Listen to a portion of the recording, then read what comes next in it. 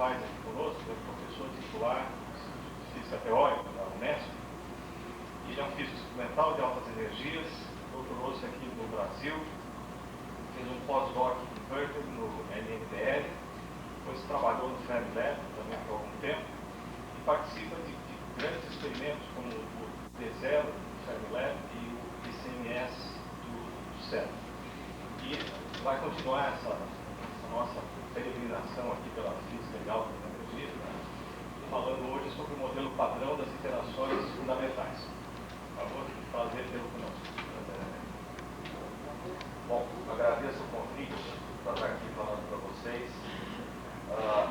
E tenho aqui uma missão meio espinhosa de falar de um modelo que descreve as interações fundamentais da natureza, de tal forma que eu evite de todo custo usar muitas equações ou muitos conceitos, porque não é uma tarefa muito fácil. Então, o que eu vou tentar fazer é um pouco ressaltar a inter-relação entre teoria e experimento e a forma como as ideias que nós temos sobre a estrutura íntima da matéria evoluíram durante 100 anos. Eu tive tempo para exatamente, se você colocar o 1896, depois do Gato Elétrico, depois em 1995, a descoberta do Doppler, você tem uma história interessante nesses 99 anos que fizeram a nossa concepção sobre a estrutura da matéria, as interações que regem, se alterar profundamente. E hoje em dia a gente tem um modelo em mãos extremamente bem sucedido. Então eu vou tentar delinear um pouco isso para vocês, começando com uma pergunta que dá mais ou menos o tom da abordagem que eu pretendo dar. Se a gente pergunta do que o universo é feito, a gente pode ver que historicamente, pensando alguns exemplos da história, Anaximenes de Mileto tinha um modelo muito simples e econômico. Ele falava que era aquela famosa terra, água, ar e fogo. Né? É pena que seja errado. Era bonito, era simples, era interessante, tinha algumas características diferentes. Mendeleev, por outro lado, ele conseguiu organizar, fazer uma organização da estrutura da matéria, ou das diversas espécies de matéria, de uma forma muito bonita, na tabela periódica. Isso, quanto sabemos, pelo menos no nível atômico, vai estar correto, mas é muito complicado. A gente acha que conseguiu uma estrutura bem mais simples, que até onde a gente conseguiu testar hoje está correto. Certo? Vamos utilizar sempre isso, porque uma teoria dele nunca é correta. Né? Ela é sempre, se for devidamente falseável, ela pode ser testada e até aquele momento ela se mostra os valores que são da natureza.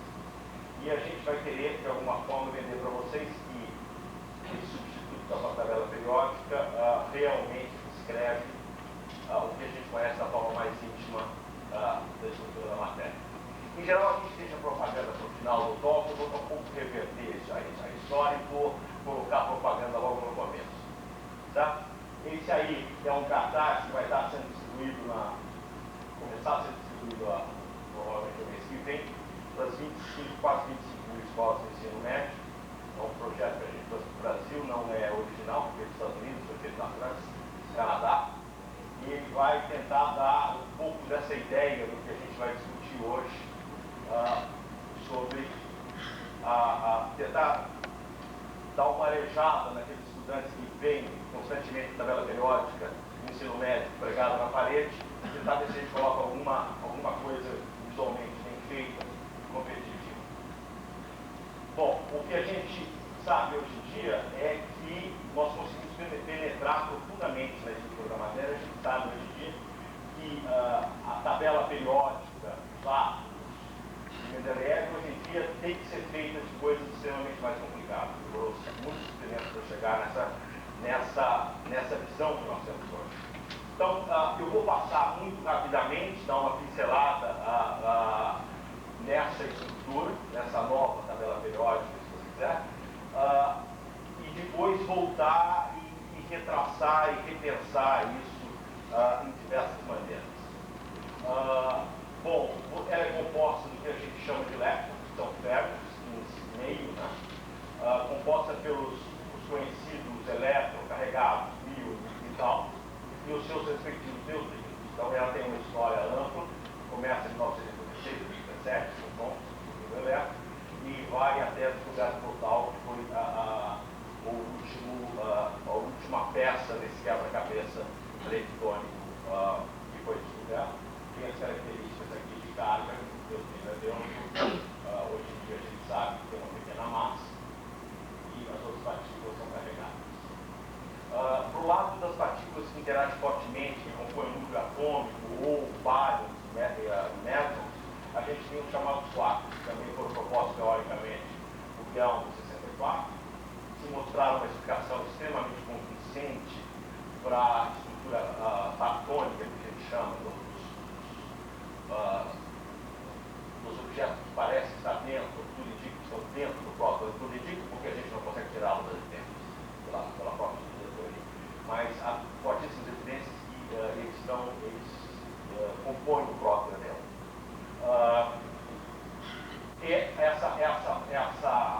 Essa tabela dos quarks foi devidamente completada em 74 foi descoberto do Sharp, em 77 foi descoberto do Bohr, e em 95 finalmente foi descoberto do Thor.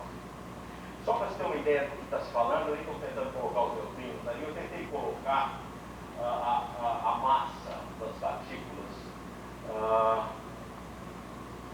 proporcional ao volume. Então vocês imaginam isso aí, o volume.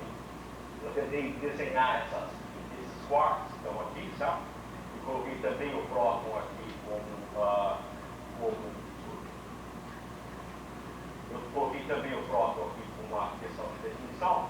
Então, imagine isso tridimensionalmente, a gente está tratando de partículas que têm massas tão distintas, ou tamanhos, se você quiser, se necessidade para ver, vou contar aqui até o toque, e todas elas, segundo os constos, segundo a gente conseguiu medir, segundo o modelo prediz, são igualmente elementares.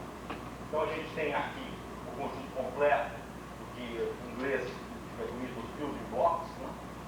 os tijolos que formam a natureza, que você tem, são divididos em famílias, que a gente chama. Você tem 2 leptons por família que estão aqui, você tem 2 quarks por família. Claro que aqui não aparece, mas você, toda partícula, existe uma antipartícula correspondente, que vai ter exatamente a mesma massa e spin, mas vai ter carga, sabor, cor, a gente vai falar mais disso no próximo.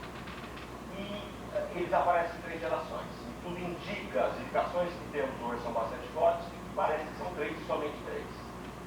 Tá? Por que são 3? Fica para ainda você responder. Porque se você for pensar bem, para você compor toda a matéria conhecida, ou se você quiser, para você compor toda a tabela periódica, basta você brincar com essa primeira família. Na primeira família você compõe o próton, você compõe o nêutron, você compõe o elétron. Então a matéria usual está aí. Então, todos são produzidos no laboratório, no raio-cósmico ou qualquer outra substância, mas são partículas instáveis, que decaem rapidamente, mas a matéria usual estável, ela fica restrita à primeira geração. Fazendo um quadro geral agora das interações, a gente tem 4 interações conhecidas, tá? Sendo que uma delas tem praticamente importância alguma no regime das dimensões que a gente analisa a matéria. Isso porque ela é pelo menos 10 a menos 39 vezes menor do que qualquer uma das outras interações que atuam no meio atômico. Eu lembrei agora, quando estava falando, quando a gente começava com o professor São Verón, falava que para saber que o cristal não vai crescer conforme vamos dizer, a gravidade ou no espaço, a microgravidade, não é necessário fazer crescimento de cristais no espaço. Basta a gente ter a consciência de que a gente está trabalhando aqui numa escala de 10 a menos 40, os cristais crescem exatamente no regime pela força gravitacional. Então, o que a gente tem além daquelas partículas que a gente chama de building blocks, a gente tem as partículas que a gente chama que intermediam a interação. Tá? No caso da eletromagnética, a gente tem o fóton, que é uma partícula elementar, desde o efeito fotoelétrico. A interação fraca, que ela faz com que as partículas mudem o sabor, entende? Aqui o fóton nunca muda. Se é um elétron, ele continua sendo um elétron, tá? No máximo ele dissolve o par elétron-fósforo, que são opostos. Mas aqui eles mudam de cara. Ele dá origem ao elétron neutrino, se for os carregados, ou também tem a mesma característica se for neutro. E a interação forte, falaram para mim que não é a minha missão convencê-los que a nossa teoria é boa para as interações fortes, vou estar mais ou menos restrito a essa região aqui, mas a interação forte, só para não deixar ela fora do tempo, ela tem o Bloom como partícula intermediária, que sente o que a gente chama de carga de corpo. A carga de corpo é exatamente o análogo da carga elétrica, só que em vez de ter mais e menos, a gente colocou 3 características nela, deu qualquer nome, perto do nomenclatura americana, em inglês, e é essa carga que é sentida e é transmitida pelos grupos. Então, esses são os polos intermediários que transmitem a interação. Tá? O fóton eletromagnético, o W reserva o W- para a interação fraca e o Bloom para a interação forte. O gráfico aqui ainda é uma hipotética, não se tem evidência experimental clara de existência dos gráficos, é uma ferramenta de trabalho interessante para acompanhar as outras interações. Então, o fóton, a gente pode atribuir a Compton, as lugares dele em 1963, o WZ foi descoberto efetivamente, ou seja, produzido em laboratório real em 1983, pelas colaborações do Aldo e do Arthur do Luciano. E o Bloom, que a gente teve evidências muito fortes dele em 1979 em diversos movimentos que foram realizados por eles. Aqui, mais uma vez, eu resumo. Para quem não sabe, talvez o que seja mais importante aqui é ressaltar que a interação forte tem o seu papel preponderante em manter prótons e nêutrons coesos dentro do núcleo atômico. Tá? Você tem prótons, são todos carregados positivamente, a tendência seria eles se repulsarem eletromagneticamente, você tem que ter uma outra interação que grude aqui, que mantém o núcleo. E essa interação é uma interação forte. E você tem aí o que a gente chama de uma interação residual, tipo uma interação de Van der Waals, que tem para o regime molecular, onde você interage em partículas que não têm uma carga de cor líquida, tipo vários pions, prótons, coisas desse tipo, através da interação residual. A interação eletromagnética, a gente sabe como é que ela funciona, ela mantém o átomo, o que significa elétron, girando em torno do núcleo carregado positivamente. Ela é responsável pela luz, por essa luz que a gente está projetando aqui. A química é o regime da química. E da eletrônica, tá? Elétrons, fótons, é esse o mundo da interação eletromagnética. A interação gravitacional a gente sabe muito bem, vai no sistema solar, galáctico, buraco negro, qualquer outro evento gravitacional. E a interação fraca, ela tem um regime também de curto alcance, Ela é responsável, por exemplo, pelo decaimento de nêutrons, que é o chamado decaimento inverso, que transforma o nêutron num próton, com a emissão do núcleo elétrico, já falava bastante dele, que é a velocidade inversa. A interação dos neutrinos, que é a única forma como eles interagem com a matéria, interagem fracamente, e é responsável também pelas fusões nucleares e pelo próprio brilho do Sol. Né? Então, o grande passo que se deu para conseguir construir uma tabela periódica mais simples foi exatamente o modelo a quarks. Quando proposto por Gell-Mann, Zweig, colocavam 3 blocos, e eles a gente tentava montar naquele momento, em 1964, pelo menos teoricamente, as outras partículas, que eram vários e mésios, que interagiam com o continente. Eu vou tentar mostrar para vocês que a década de 50 é um caos em termos de proliferação de partículas sem muito sentido, sem muita organização, e e foi um alento quando alguém conseguiu colocar ordem na casa, propondo um modelo que lançava a mão de uma estrutura mais fundamental e que fazia com que as partículas dos compostos se organizassem em termos daqueles objetos fundamentais. Então, aí, como eu estava dizendo, vários são os partículas fortemente interagentes compostas de fermiões, são compostas de 3 quartos ou de 3 antiquartos. A gente tem alguns exemplos delas aqui. E, por outro lado, outro tipo de partícula, que são os mésios, aqui está faltando uma barra, ele é composto de um par Ikebana. Tá? Então, há diversos exemplos, íon, tal, ouro, certo? Que são compostos por esse par Ikebana. É bom ressaltar que não está tudo terminado, tá? Quem quiser fazer essa ainda tem experiência de fazer alguma coisa, porque tem muita coisa a ser respondida.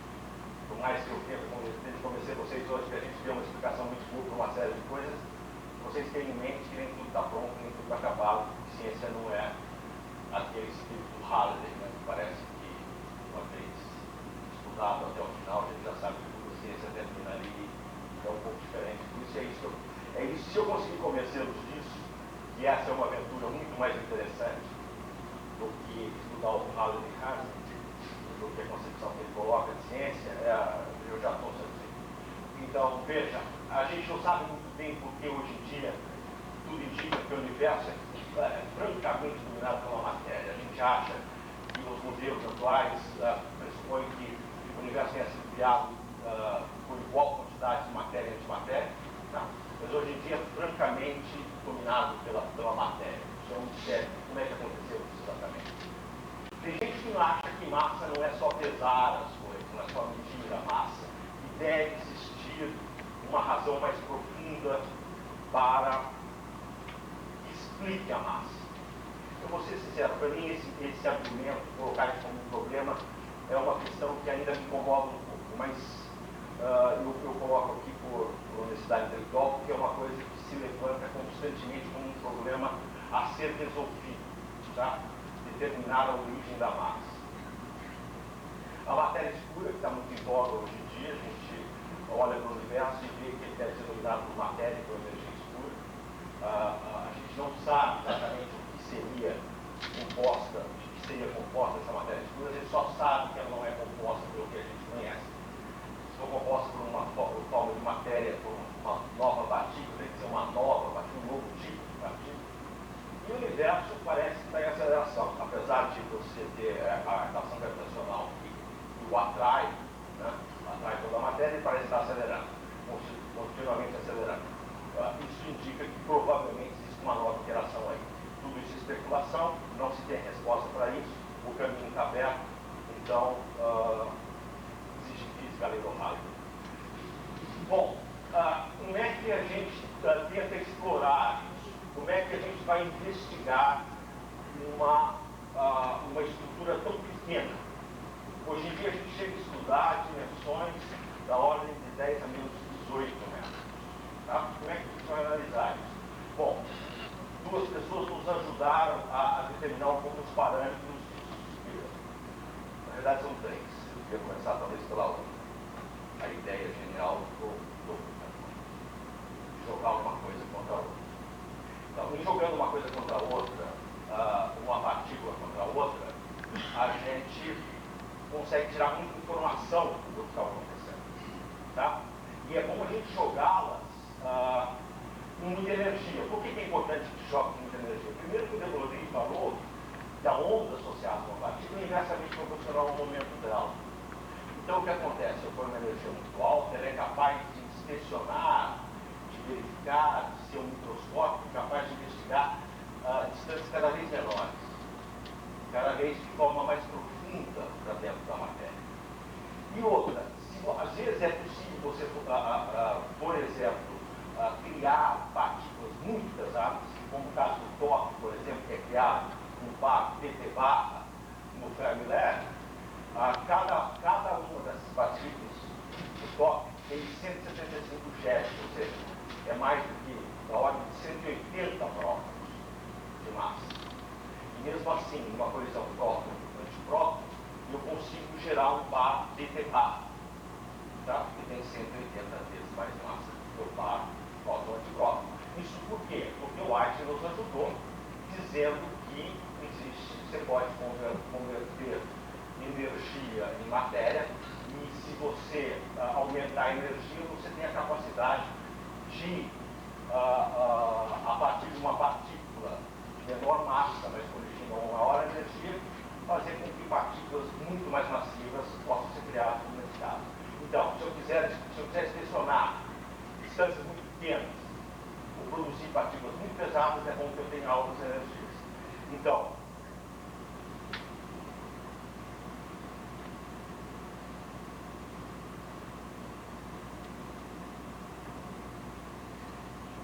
o que aconteceu é o seguinte: atrás de tudo isso tem uma ideia genial, que é a ideia do Rutherford. Primeiramente foi colocado jogando uma partícula alta, todo mundo aprendeu isso até no colégio, numa folha de ouro. O que se faz é, vamos dizer, basicamente a mesma coisa transmutada em uma sofisticação extremamente maior, mas a ideia é exatamente a mesma, é tentar inspecionar o interior da matéria, colidindo ou partículas no alvo fixo, ou o que a gente chama de modo collider, onde dois feixes se colidem entre si. A ideia foi tão bem sucedida que até hoje em dia é a maneira que nós arrumamos para investigar a estrutura da matéria e deu origem a dezenas de aceleradores de partículas, e ainda há outros projetados que usam o mesmo conceito extremamente simples. Então, como eu estava dizendo, por um lado você pode pegar um alvo fixo, colocar um feixe de uma determinada energia e tentar ver o produto da interação desse feixe com o alvo. Isso foi o que o Rutherford fez. E às vezes você pode jogar dois feixes um contra o outro e ver o que acontece. Nesse caso é bom, se os feixes tiverem a mesma energia, partículas da mesma massa, é bom que esse objeto, que seja o detector da partícula, seja hermético em torno do ponto de interação, para a gente conseguir pegar um maior número de partículas, um maior número de produtos dessa interação possível. Por que a gente prefere hoje em dia esse relacionamento? É muito simples. Você pega a energia total do centro de massa, quando você joga um feixe, por exemplo, de 1000 jets, contra um alvo parado, vamos dizer, um alvo de prótons, você vê que, nesse caso, você tem a energia do centro de massa 43 jets. Se você vai no centro de massa de dois feixes com a mesma energia colidindo um contra o outro, essa energia sobe para os 2000 jets. Então, se eu quero altas energias, como eu disse para vocês, que seria bom que tivesse, é melhor que eu faça isso para a linha do Collider. Não vou fazer história de detetores, nem futurologias de detetores. Vou só querer mencionar um desses instrumentos que estão sendo feitos agora. Vou voltar a ele rapidamente no final da minha palestra, mas só para dizer mais ou menos a dimensão do experimento de Rutherford tomou com a história. A gente tem aqui o LHC, que é o Large Hadron Collider, que está construído no CERN, deve entrar em operação provavelmente no começo do ano que vem. Envolve um duto de 27 km de comprimento, que tem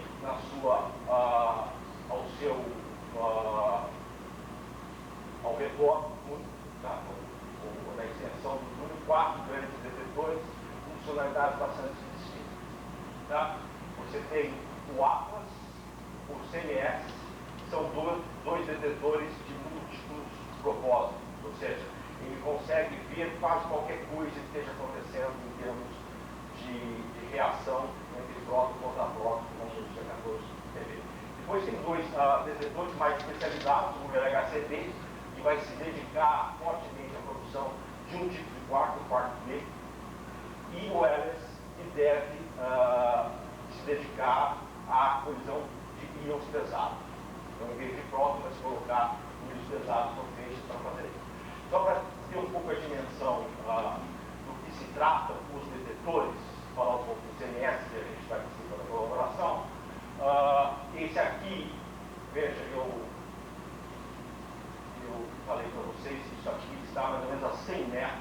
embaixo da terra, tá? Então o que acontece aqui, que nessa casinha, essa casinha que está aqui, é a que eu estou mostrando aqui, tá? Este é o ambiente onde foi montado o detetor. Depois a gente teve que descer com essas peças, isso aqui é ferro, tá? É ferro que pesa algumas toneladas, exatamente para fazer o campo magnético e para blindar, para passar de som dos produtos. Essa foi a operação, são fotos bastante recentes, eu não tenho a data exata dela, mas foi a operação de fechamento do detetor. Tá? E a descida dele, aqui a gente já está na caverna lá embaixo, a 100 metros da terra, da superfície da terra. Tá? O Discovery Channel parece que fez uma reportagem sobre grandes construções que ele mostra, uma reportagem recente, eu só peguei um pedacinho da televisão, que eles mostram a descida desse objeto lá para baixo, que é uma obra de louço meses para fazer isso. Agora aqui o detetor em si, tá? Que é o chapéu da pessoa, só para ele é dividido em diversas partes, funcionalidades completamente distintas, eu vou mostrar para vocês. Então tem ideia de alguns números, um diâmetro de 15 metros, pesa 12.500 toneladas, tem um comprimento de 21 metros e 4 Teslas de campo magnético. Então, cada parte dessa tem uma funcionalidade completamente distinta, vou mostrar para vocês, para detectar essas partículas. Isso aqui é um corte, então, tá? Se você olhar em um corte, você pode imaginar uma fatia, tá? Uma fatia como uma fatia de bolo, e a gente vai tentar analisar cada um desses traços. Então, cada uma daquelas partículas que a gente estava conversando, não cada uma, mas cada grupo de partículas tem uma característica muito distinta, um sinal muito distinto, uma assinatura que a gente fala, num detetor como esse. Portanto, se você pegar o mil ele passa praticamente sobre todo o detetor e vai deixar sinal entre essas paredes de ferro aqui, na parte dos ventiladores, estão aqui exatamente para captar, para identificar a presença dos vírus. Por exemplo, elétrons em geral se curvam e deixam um traço curvo aqui na região do tracker, tá? E depositam sua energia na caloria eletromagnética. Se for rápido carregado, ele faz a mesma coisa, ele curva, ele não deposita. A ideia é ele vai se depositar a energia, isso aqui é feito, tá? É construído para que haja deposição dos átomos, dos partículas estelares fortemente. Partículas neutras, o que vai acontecer? Elas vão depositar aqui, mas não vão primeiro não vão deixar traços na região não vão se curvar no campo magnético. E fóton, ele deixa a mesmo sinal na sua eletromagnética, mas não deixa nenhum traço na câmara de traços, certo? Ele não é carregado e ele se comporta quando a gente tiver que soltar a energia dele, uma cascata eletromagnética que a gente fala, ele se comporta mais ou menos da mesma forma. Então, isso aqui é tudo importante, primeiro para você saber que tudo isso que a gente está falando em termos de construção do modelo não é uma coisa que surgiu do nada. Surgiu com muito esforço, muito dinheiro, muita pesquisa, e a gente é capaz de medir, e distinguir, e selecionar e optar por um modelo do outro. Eu resolvi colocar essa transparência sobre o método científico, porque às vezes tem essa tendência de abandonar um pouco o método científico, achando que hoje em dia, principalmente, que a ciência natural pode ser feita só com lápis e papel. E eu não sou partidário disso, eu acho que se você vai fazer ciência natural, é fundamental que você teste os modelos. Tá? Você começa com a observação da natureza, você formula uma hipótese que você está observando, você testa essa hipótese, se ela passar, bom, se ela falhar, volta para trás, retorna para cá, arranja outra hipótese porque aquela não funcionou. Se ela passar em diversos desses testes, eu posso quase que levar a categoria dela de hipótese até para uma teoria. Isso faz com que eu possa testar essa teoria, continuo testando. Se passar diversas vezes, eu posso até promovê-la para a categoria de uma lei, mas uma coisa é certa. Primeiro, o teste é fundamental. Se houver previsões, é fundamental que elas sejam acessíveis ao experimento. Não adianta a gente fazer a predição de uma coisa que não pode ser feita. E uma teoria não é correta. Ela pode ser no máximo falseada. Basta ela falhar uma vez e a gente precisa voltar para a prancheta e começar tudo outra vez. Então, o que se resume?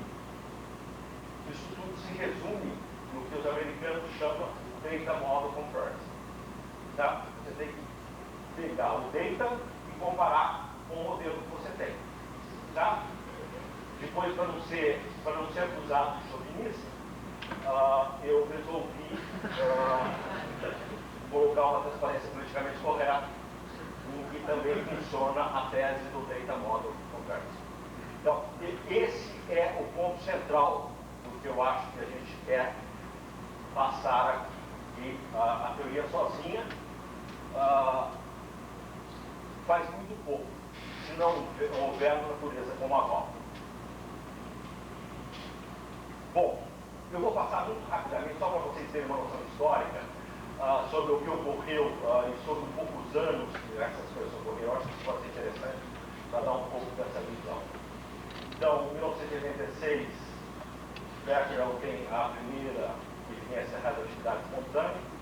Em 97, Thomson tem a descoberta do elétron.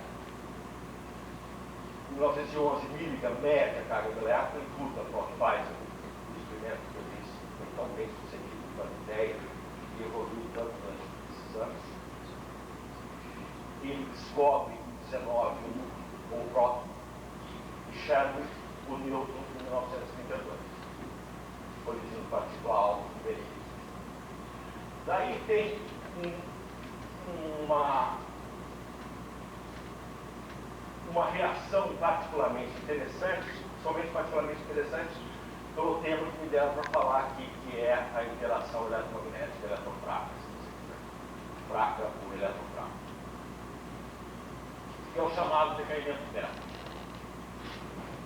Bom, primeiro ele é responsável por se aventar a hipótese de existência do neutrino. Tá? Descobriu-se em 1914, foi comprovado por Ellis e Buster em 1927, que o espectro do decaimento beta é contínuo. O que significa isso? Significa o seguinte: o que é o decaimento beta? O decaimento beta é um próton se transformando no neutro, o neutro se transformando no próton e jogando para fora dele um elétron ou um beta. Tá?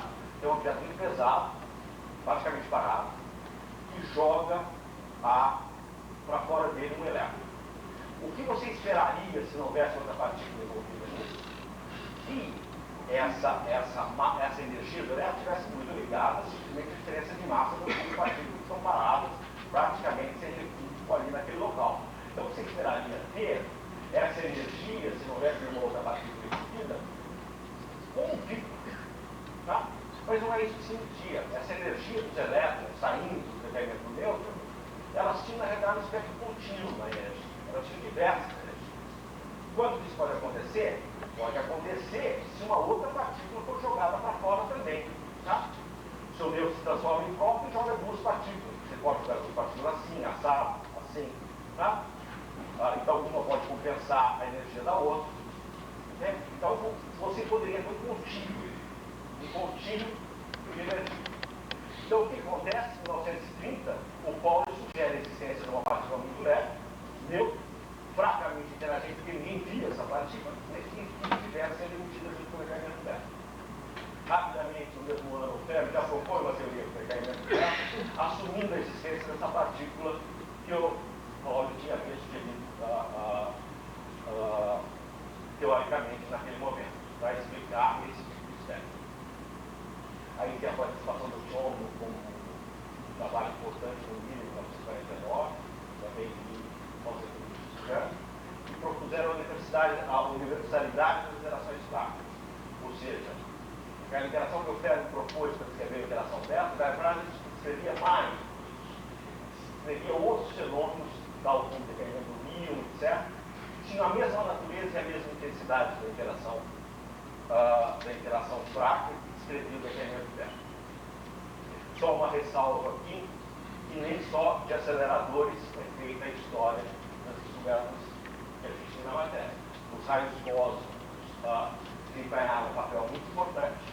Ele tem características algo diferentes dos aceleradores, principalmente porque você consegue uma energia muito grande. Hoje em dia você tem o projeto G tentando detectar raios cósmicos de altíssima energia. Então, ele tem uma energia muito grande, muito maior que a partícula alfa, que eu posso bater no lobo, mas é de muito menor controle. Você não sabe o que está vindo de cima, você não tem maneira de colimar o feixe, de deixar com a mesma energia. Sabe? Então, ele foi responsável em 1932 pela descoberta do fósforo, pela descoberta do níon, do Anderson, do Leonel, do Intersect.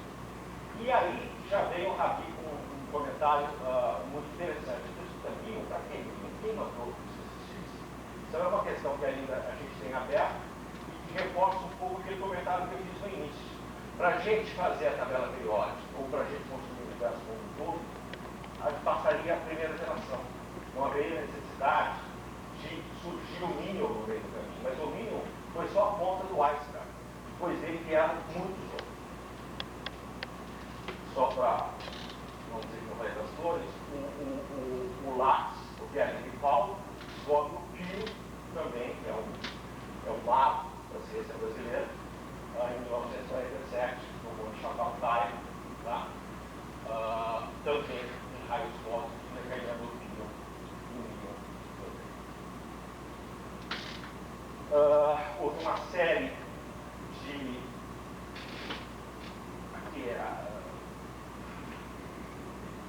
o comentário geral que eu faria aqui, talvez deve ter vinculado essa transparência, porque ela mostra que houve uma série de aceleradores, Bristol, PNL, o DEPA, o Fósforo, e essa história continuou durante o final da década de 40 e toda a década de 50, descobrindo partículas que tinham características distintas, e foi uma inundação de partículas que eu vou falar daqui a pouco sobre isso.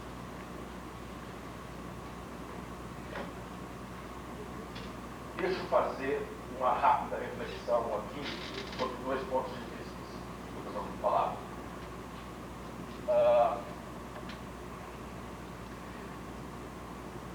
Veja, você pode pegar exemplo de situações que são absolutamente simétricas por reflexão. Por exemplo, você pega um Taj Mahal e você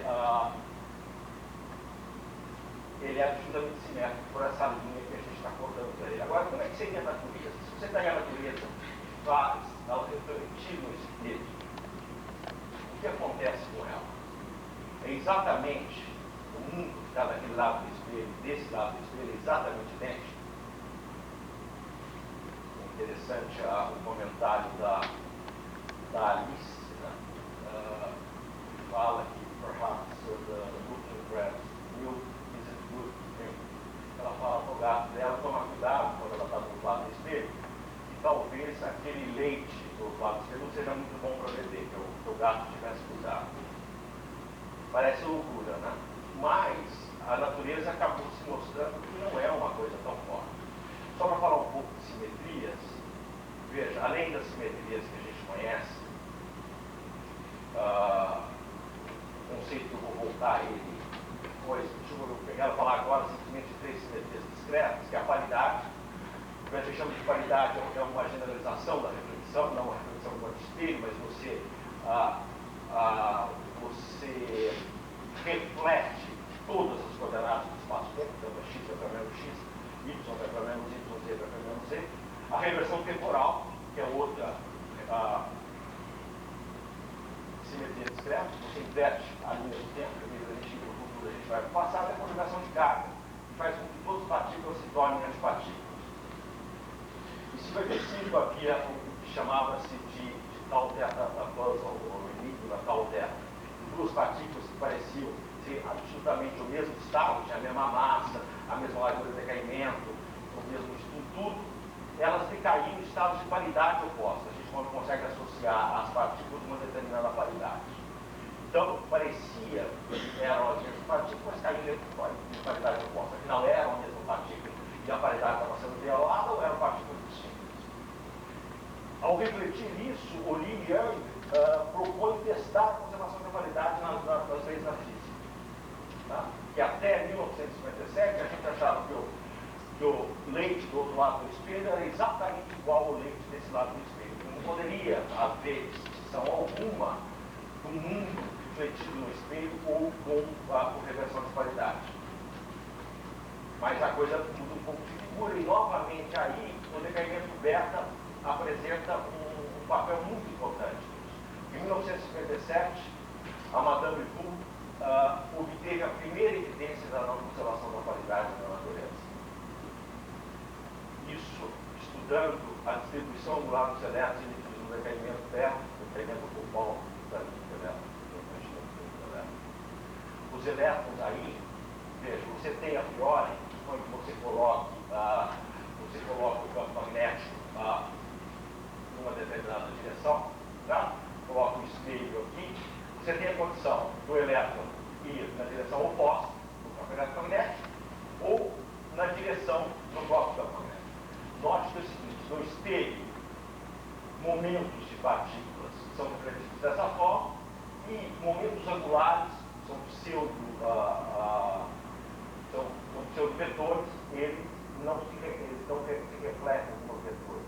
Tá? O momento angular, para quem é vetor P, tá? O vetorial dos dois vetores, são dois vetores do final e do final, globalidade. O momento não, o momento muda no final. Então você tem as duas possibilidades aí, ou o elétron e o campo, ou e ao contrário do campo.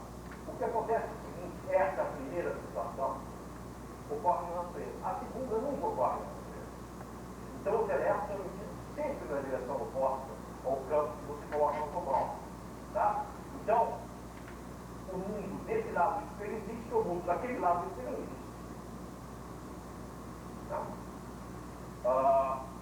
Lederman e companhia confirmaram a relação de qualidade no decaimento do mundo mais tarde naquele ano mesmo. Bom, como eu tinha dito, a década de 50 foi uma enxurrada de descobertas, uma enorme gama de partículas descobertas de Blackbox, Antileu, 56, e daí em 52 e 64 houve uma infindável número de ressonâncias. Ressonâncias são partículas que têm uma vida média extremamente pequena. Você sabe que ela existiu, ela esteve lá, mas ela decai rapidamente em outras partículas. Aí houve, simultaneamente nessa década de 50, deixa eu misturar um pouco antes de voltar a estrutura das partículas. Em 58 houve uma proposta para aquela interação prática universal, agora acoplando as ideias de que o neutrino estaria no decaimento beta sempre naquela mesma direção. Isso estava relacionado, essa conexão não é muito fácil de explicar para vocês, estaria de matemática, estaria de teoria de Dirac, estaria de conceitos de... Mas o que a gente pode dizer é que o neutrino sempre tem o spin dele projetado contra o momento dele. Tá? Então é isso que a gente chama de velocidade negativa.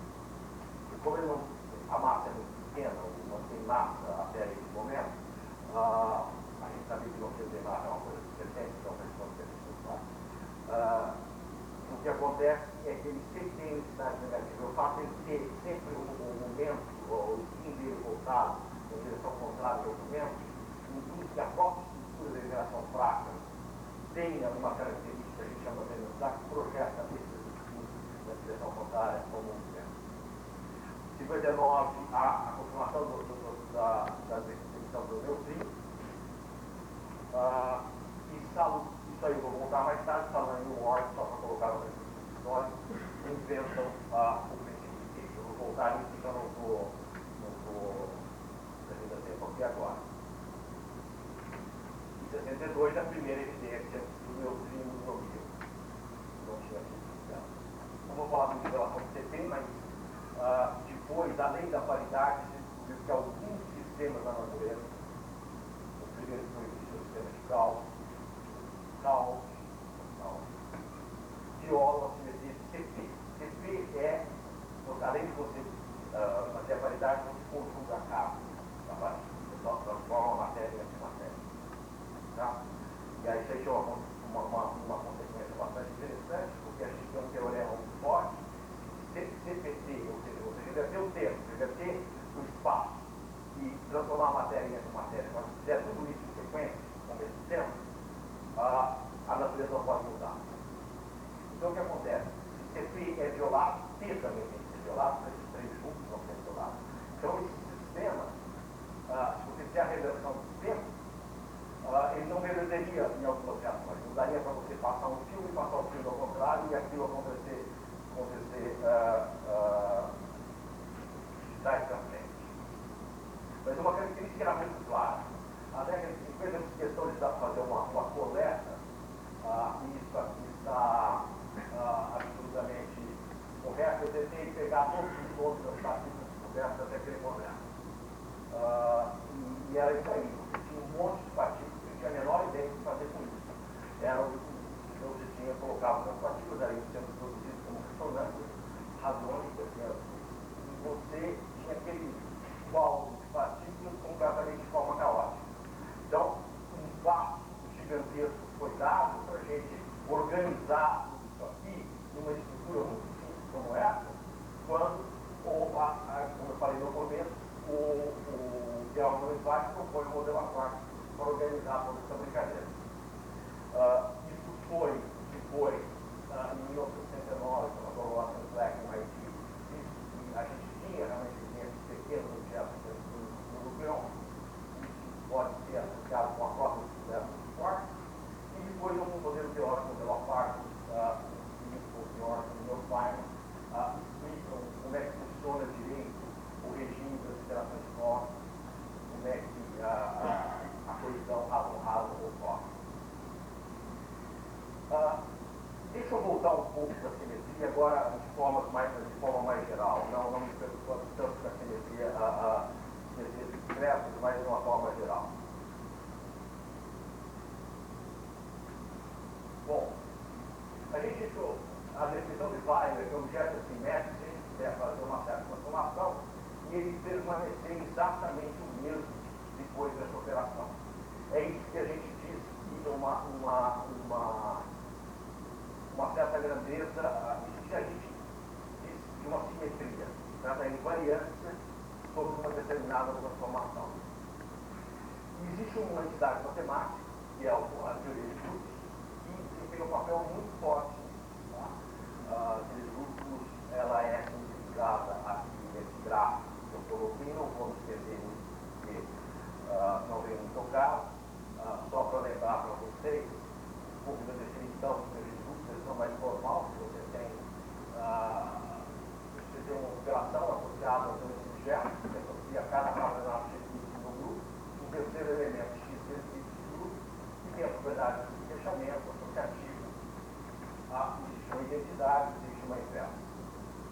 Essa estrutura de um grupo, eu sempre me lembro, toda vez que eu falo, eu me lembro de um comentário do Lee, no final do século XIX, falou que a matemática tinha finalmente chegado no estado de abstração e não ia permitir que física lançasse mão dela para fazer nada no mundo daquilo. Hoje em dia, a teoria dos grupos de Lie é utilizada em quase toda a área. Então, a gente fez uso disso. E isso é o grande instrumento matemático que levou à construção das teorias que a gente tem hoje. Isso associado à observação da Emily Mason, que no começo do século passado, estabeleceu um teorema muito interessante, que a toda simetria estaria associada a uma lei de conservação, e vice-versa. A toda lei de conservação estaria associada a uma descrição de simetria. Tá? Essa conexão entre simetria, tá? Variância de uma determinada transformação, uma lei de conservação do sistema, é muito trivial. A gente viu diversas vezes isso, quando você faz uma conservação temporal, um determinado sistema de uma maneira conservada que é exercício. Uma transação espacial, a experiência de uma transação espacial, leva à conservação do momento linear. Tá? E a invariância sobre uma rotação a momento magnético, tá? Momento lá. Só que existem outras grandezas que são conservadas. Por exemplo, a carga é conservada. A carga é que a gente sabe que entrar em 4 cargas aqui nessa caixinha, ou ela fica lá dentro ou ela sai. Não tem jeito. Cargas são conservadas, cargas não aparecem, desaparecem. Mas o que é isso? Bom, a dona Ingrid disse que a flor da lei de conservação tem uma simetria social. Que simetria da lei social é essa? Então não deve ser simetria do espaço-tempo, tipo aquelas que eu falei. Translação, rotação, inversão temporal, etc. Ela deve ser uma simetria interna, o que a gente chama de simetria de Gauge, que ela pode ser global, no sentido que você faz a mesma transformação do campo do universo como um todo, ou ela pode ser local, você faz que a transformação tenha liberdade de ser feita em cada ponto do espaço. Se tiver muito abstrato isso, não se preocupe que é abstrato mesmo, não tem muita solução. Eu vou meio falar por aqui e dar um passo além. Só que esse objeto, esse tipo de transformação, no sentido global, ele leva a conservação da carga elétrica. Se você fizer requerer que essa transformação possa ser feita de forma independente em cada lugar do espaço-tempo, ele leva à própria definição da constante, da interação. Você tem a sensação que a gente entende tudo no seminário, não é boa coisa. Então, fizeram para eu colocar a fórmula, eu falei, não dá. Então, vamos colocar uma fórmula. Você não tem esperança nenhuma que quem não conheça um pouco de teoria de campo, que era absolutamente nada até aí. Mas essa teoria é tão fantasticamente simples, concisa, bonita e precisa, que era inevitável deixar, e ela virou um protótipo de uma teoria misticismo que deu origem, de alguma forma, como inspiração para a construção de todos os outros modelos que vieram a escrever as outras interações. Essa aqui é a nossa conversa ética. Okay? Eu consideraria, talvez, a nossa melhor teoria. O que se chama de melhor? Ela é boa porque ela é bonita, é boa porque ela é gostosa, é boa por quê? Então, ela é boa porque, quando você faz o confronto com a natureza, ela tem uma coisa enorme. É algo velho, história, não deixa modo de frente. Então, você começa com uma região de que vai ouvir, daí você exige uma transformação de fase, de campo, local, que depende do espaço-tempo.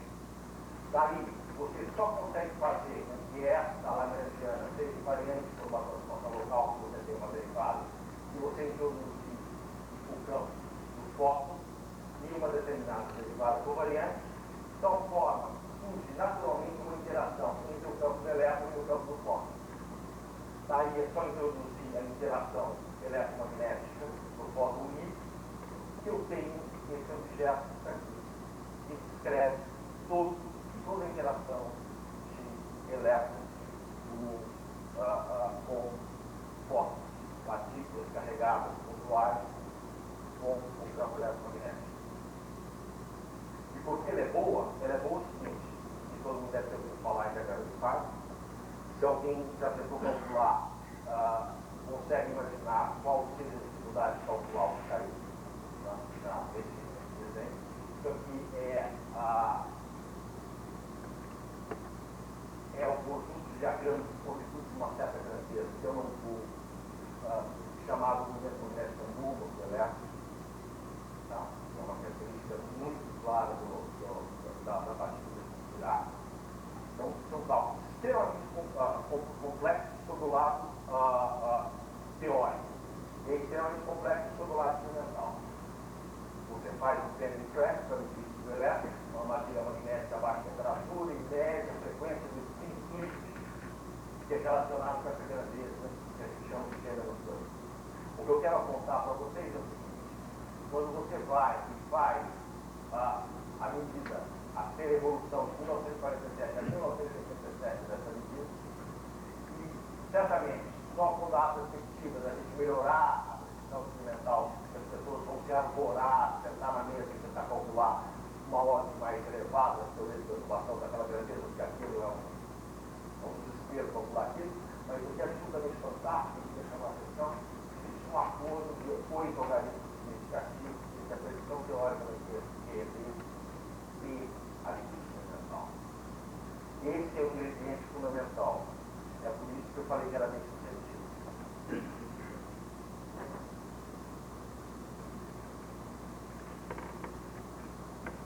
O grande passo para usar essa ideia e essa implementação de uma teoria foi dado por Salomon Ward, em 1964, na data de um inventário chamado PCT.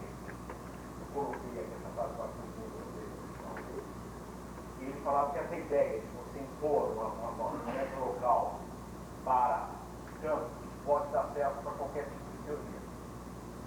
E na realidade, as outras interações que a gente está preocupado, as interações práticas, interações fora, elas requerem alguns outros ingredientes extras, porque elas têm características um pouco distintas do eletromagnetismo. A interação prática, por exemplo, ela é de curtíssimo alcance. Então ela precisa de uma partícula que intermedie a interação, que seja massiva, que tenha uma massa muito grande. Então você requer um conceito completamente novo, um conceito de guerra espontânea, simetria e mecanismo de vida. E em relação forte, eu não vou me entender de falar do forte, terminar tão perto o assunto do nosso forte seminarista, semana que vem, ele também tem características muito peculiares, uma interação forte, é forte, ela tem uma grande concentração de agrupamento, e você precisa de um outro ingrediente que foi descoberto mais tarde, que é chamado de análise de forte. Então vou falar para ele do nosso colega da próxima semana. Dando uma ideia rápida do que seria aquela espontânea simetria. Às vezes você tem uma simetrias exatas, em geral, dão origem à lei de conservação exatas. Mas existem algumas situações que o sistema invariante de simetria, mas a estrutura de menor energia do sistema não é. Tá? Tem um exemplo clássico disso, só para colocar, que é do ferromagnetismo. Quando você está a uma alta temperatura, os sistemas estão todos organizados, mas essa desorganização traz uma simetria, porque existe simetria de rotação de três dimensões. Quando você abaixa a temperatura, vai diminuindo a energia desse objeto, chega uma hora que os se alinham. E aí a simetria é quebrada. Parece que estão mais organizados, mas a simetria é menor. E agora eles só têm invariância na rotação nessa direção. Aqui não. Se forem realmente desorganizados, eles têm uma simetria de rotação A3, que a gente chama. Você pode rodar em três dimensões. Na hora que você foi abaixando a energia, abaixando a temperatura, você chegou num ponto que ele se alinha.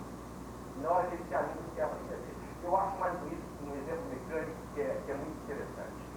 Você pega uma argola, pendura no teto da sua casa, coloca aqui uma ponta tipo colar, tá? E começa a rodar. Eu não fiz questão de tirar todas as formas que tinha na transparência, obviamente que eu não. Eu tenho alguns parâmetros que estão aqui, mas que eu não defini porque não quero sobrecarregar. Mas é uma coisa interessante. Suponha, então, a tendência dessa bolinha de mover assim, você vai ficar aqui embaixo. Agora eu começo a rodar esse ar, tá? O natural, se você pegar o jogo de forças, não é nada mais do que isso, você tem que fazer, é claro. Em algum momento, para alguma dada velocidade angular, essa bolinha, essa ponta, vai sair daqui e vai funcionar. A pergunta que eu faço para os que são doutores em hardware, para que lado vai a bolinha?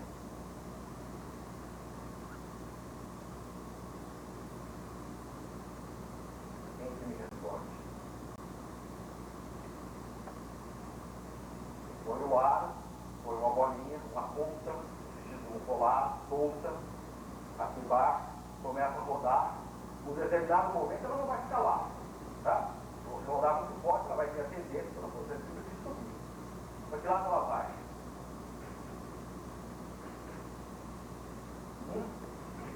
É indiferente. Ou se você quiser, Não existe uma forma de você prever que lado ela vai tender aí. Tá? É absolutamente simétrico. A possibilidade dela ir para cá ou para lá, mas só tem um detalhe. A partir do momento que ela foi para lá, ela foi para lá. Quebrou a simetria, não tem mais a simetria no programa. Enquanto esse objeto estava parado aqui embaixo, essa configuração era absolutamente simétrica. A partir do momento que ela saiu de um lado, e não me interessa qual foi, porque não é uma pressão dinâmica, é uma questão só da história do movimento, a partir do momento que ela foi para lá, a simetria foi quebrada. É a velha história do chapéu mexicano, que fala que você generalizar o potencial desse tipo para 3 dimensões. Você pega o chapéu e coloca a bolinha lá. Ela vai cair, mas para que lado ela cai? Eu não sei que lado ela vai cair. Não. O mais preciso, se você deixa a bolinha em uma hora, ela vai cair. Mas é igualmente provável que ela caia em qualquer direção. Mas a partir do momento que ela caiu, não dá mais simétrica. Então é esse conceito que, acoplado à teoria quântica de campos, a teoria de Gauge, permitiu que se fizesse uma teoria pela relação clássica. Agora, o que a gente precisava fazer é buscar a simetria da natureza. E como é que a gente faz para buscar a simetria da natureza? A gente usa a natureza. Então, o que acontece é que tentou-se muita coisa para descobrir qual era a simetria de Gauge que estaria por trás das alterações eletrostáticas. O lixo da história está repleto de grupos que não deram certo. Eu acho que não adianta, muita gente fala, mas eu acho que são feios grupos esses 2 vezes 1, tudo bem. Ninguém acha ruim, mas dá para ver o melhor. O Weber, Talan, Flashman propuseram, na verdade Flashman, o S221, como grupo de estrutura de Gauge da relação eletrostática. Pode não gostar, pode achar que é contando simetria estranha, uma energia muito artificial, um grupo muito feio, tudo. Mas uma coisa que a gente não pode aplicar é o fato de que são muito bem anteriores que a gente está no ela é renormalizável, não vou entrar em detalhes, a gente consegue calcular como é. Dá para fazer predições. E uma vez que a gente faz as predições, ela precisa de existência de uma interação fraca via corrente delta, ela precisa a massa dos pontos temporários, ela precisa de existência de ao menos um ponto de rede. Que a gente já vai ver com não. Então aí está a estrutura, grupo da teoria como os outros, o S3 é da interação de blocos, não vou falar nele, aqui são os grupos, essa aqui é a interação, a parte da mão esquerda, você tem os dados aqui, e um deles vai se misturar com esse para formar um ponto, e o outro formar um reserva.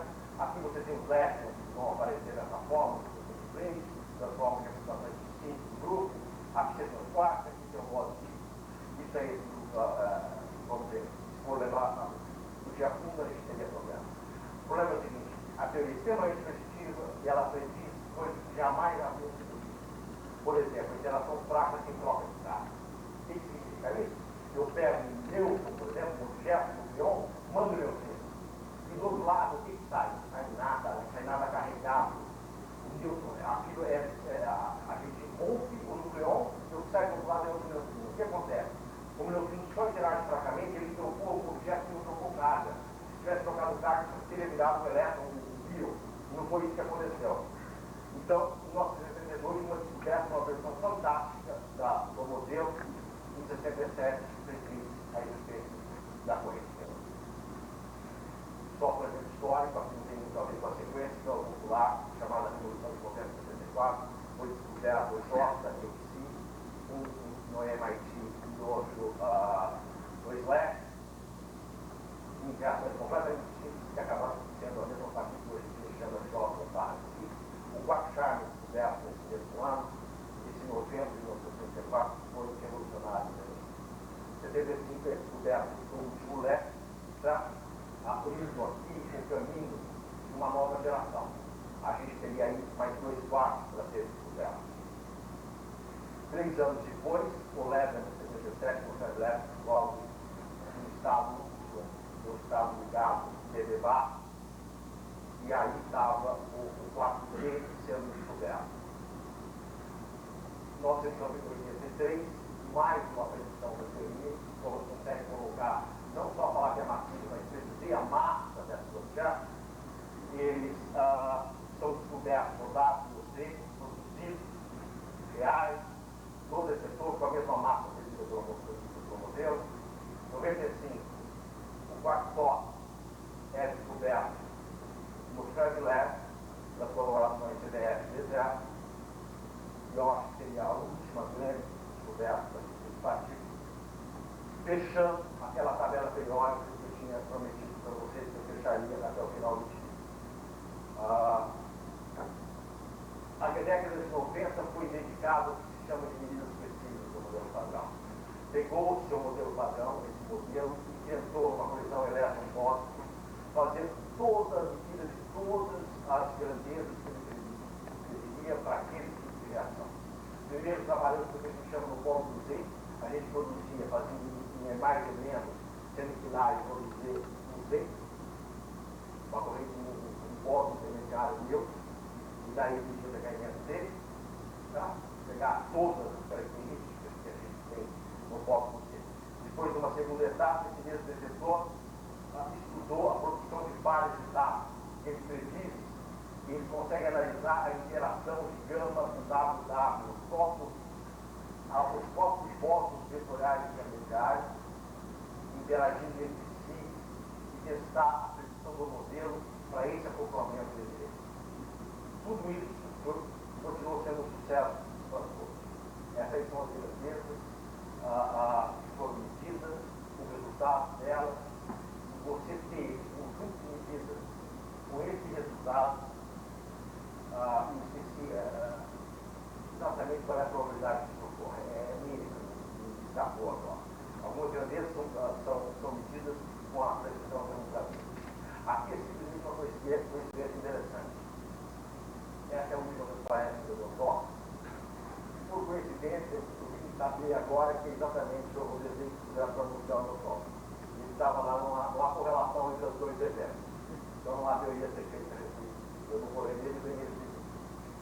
Está faltando uma última peça para fazer parte desse quebra-cabeça, que é o chamado modo pequeno.